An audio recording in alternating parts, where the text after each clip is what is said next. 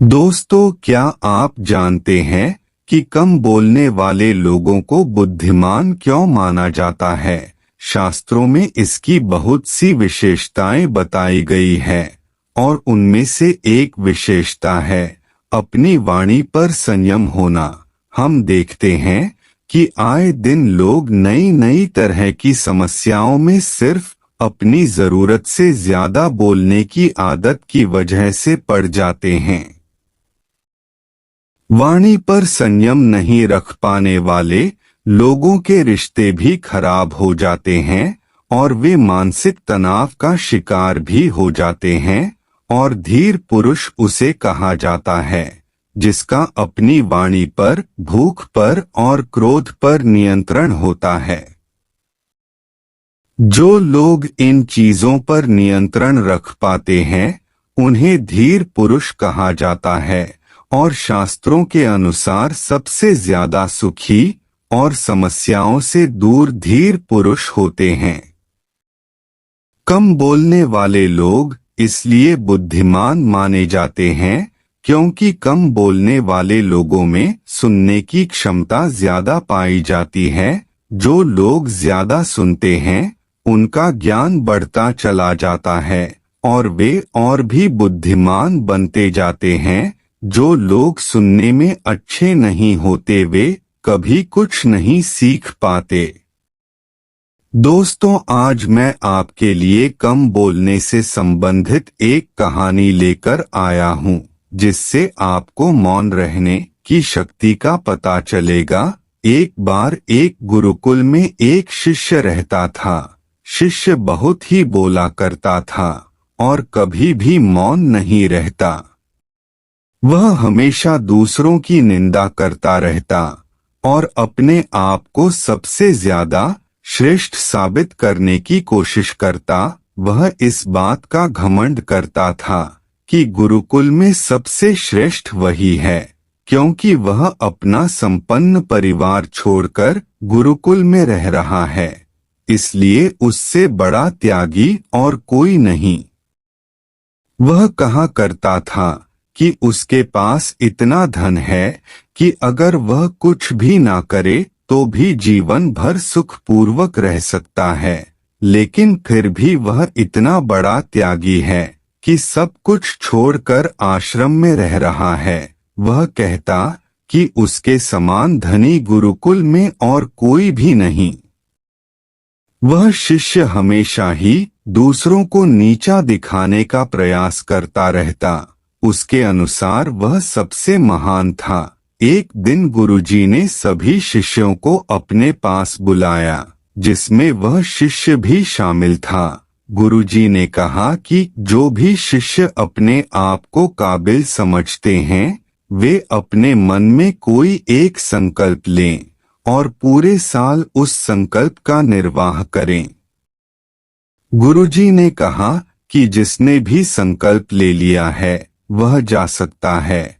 सभी वहां से चले गए, किंतु वह शिष्य जो अपने आप को सबसे ज्यादा बुद्धिमान समझता था वह वहीं पर रुका रहा। जब गुरुजी ने कहा कि क्या तुमने कोई संकल्प नहीं लिया जो तुम अभी यहीं रुके हो? तब उस शिष्य ने कहा कि गुरुजी, मैं कोई छोटा मोटा संकल्प कैसे ले सकता हूँ? आखिर मैं कोई साधारण शिष्य नहीं हूँ। कृपया आप मुझे बताइए कि मुझे कौन सा संकल्प लेना चाहिए। गुरुजी ने कहा कि मेरे द्वारा बताया गया संकल्प तो बहुत ही कठिन होगा, इसलिए तुम अपने हिसाब से कोई संकल्प ले लो और साल भर उसका निर्वाह करो। शिष्य अपनी जिद पर अड़ा रहा और उसने कहा कि वह छोटा संकल्प नहीं लेगा। तब गुरुजी ने उससे कहा कि तुम 1 साल तक मौन रहने का संकल्प ले लो। शिष्य ने कहा कि यह तो बहुत ही छोटा संकल्प है। तब गुरुजी ने कहा कि पहले इस संकल्प का पालन करो, इसके बाद मैं तुम्हें एक बड़े संकल्प से संकल्पित करूंगा। शिष्य मान गया और उसने मौन रहना लागू कर दिया। जैसे जैसे दिन बीतते गए शिष्य की बेचैनी बढ़ती गई। पहले कुछ दिन तो शिष्य को कोई परेशानी महसूस नहीं हुई, लेकिन जैसे जैसे समय बीतता गया शिष्य परेशान होने लगा। वह अपने जीवन काल में कभी भी इतना मौन नहीं रहा था। जब भी कोई शिष्य कोई अच्छा काम करता तो वह शिष्य अपने आप को सबसे श्रेष्ठ साबित करने के लिए कुछ ना कुछ अवश्य बोलता, लेकिन अब वह कुछ बोल नहीं पा रहा था और इसलिए उसकी बेचैनी बढ़ती जा रही थी।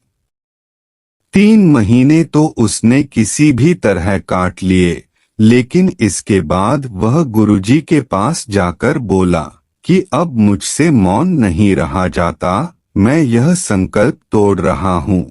यह सब उसने गुरुजी को एक पर्ची पर लिखकर बताया। गुरुजी यह पढ़कर बहुत ही हंसे और उन्होंने कहा कि तुम तो अपने आप को सबसे श्रेष्ठ कहते हो, तो अब क्या हुआ? यह इतना सा संकल्प भी तुमसे पूरा नहीं हो पा रहा है। शिष्य गुरुजी की बात सुनकर बहुत ही शर्मिंदा हुआ और अपने मान सम्मान और गौरव को बचाए रखने के लिए उसने किसी तरह से 1 साल मौन रहने का फैसला किया। शिष्य जैसे तैसे दिन काटता गया और आगे जाकर वह नई ही ऊंचाइयों को छू गया। उसके चेहरे पर एक अजीब सा तेज देखा जा सकता था और वह मानसिक रूप से पूर्णतया शांत था। उसने मौन रहने के महत्व को समझ लिया था और अब वह ज्यादा बोलने से बचने लगा। एक कम बुद्धि वाला शख्स जो अपने आप को श्रेष्ठ साबित करने की कोशिश में लगा रहता था, वह भी मौन रहकर बुद्धिमान हो गया।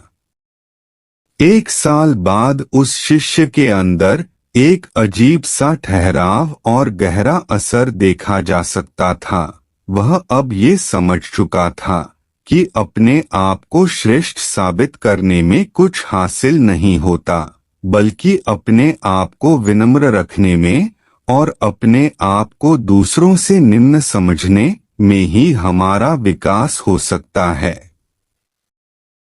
क्योंकि अगर हम अपने आप को श्रेष्ठ समझते हैं तो हम अपने विकास की ओर ध्यान नहीं देते, लेकिन अगर हम अपने आप को श्रेष्ठ नहीं समझते तो हमारे मन में लगा रहता है कि हमें अपने आप में सुधार करने की आवश्यकता है और इसलिए हम अपने आप को सुधार पाते हैं। कम बोलना सेहत के लिए भी अच्छा माना जाता है, क्योंकि ज्यादा बोलने से हमारे शरीर की शक्ति नष्ट होती है। अगर हम बिना वजह या बिना किसी आवश्यकता के ही बोलते रहते हैं तो इससे हमारे स्वास्थ्य पर भी नकारात्मक प्रभाव होता है।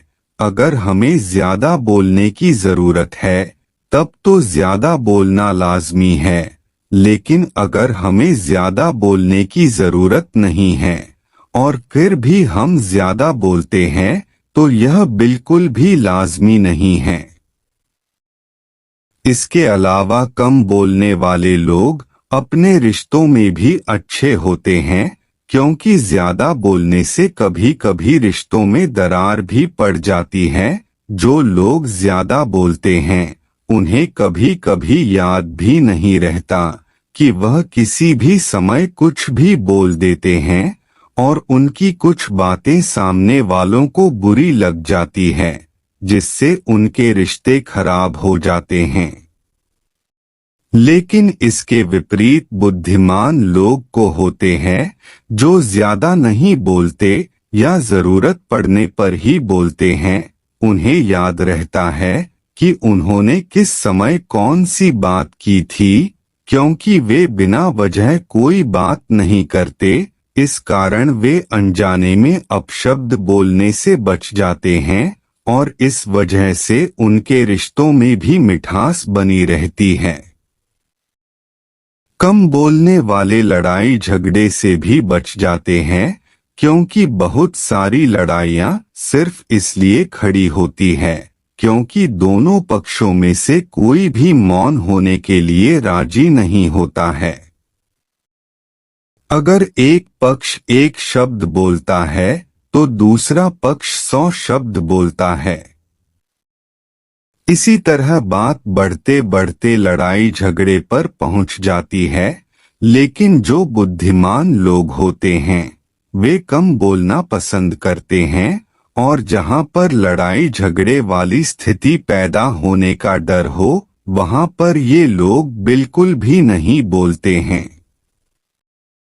बुद्धिमान लोगों की यह निशानी होती है कि वे कम प्रयासों में ही ज्यादा फायदा प्राप्त कर लेते हैं। उदाहरण के तौर पर एक गधा दिन भर काम करता है और इसके बदले में उसे कुछ घास ही मिलती है। गधे में इतनी भी अक्ल नहीं होती है कि घास तो जंगल में मौजूद है और उसके लिए उसे दिन भर काम करने की आवश्यकता नहीं है। उसी तरह जो बुद्धिमान नहीं होते उनका हाल ऐसा होता है कि उन्हें ज्यादा प्रयास करने पर भी उतनी ज्यादा उपलब्धि नहीं मिल पाती है। इनके विपरीत बुद्धिमान लोग होते हैं जो कम प्रयासों में ज्यादा सफलता प्राप्त कर लेते हैं। ऐसे लोगों की ये खास बात होती है कि ये कम बोलकर ही अपने सारे काम बना लेते हैं, जबकि कम बुद्धिमान लोगों को अपने काम करवाने के लिए बहुत कुछ बोलना पड़ता है।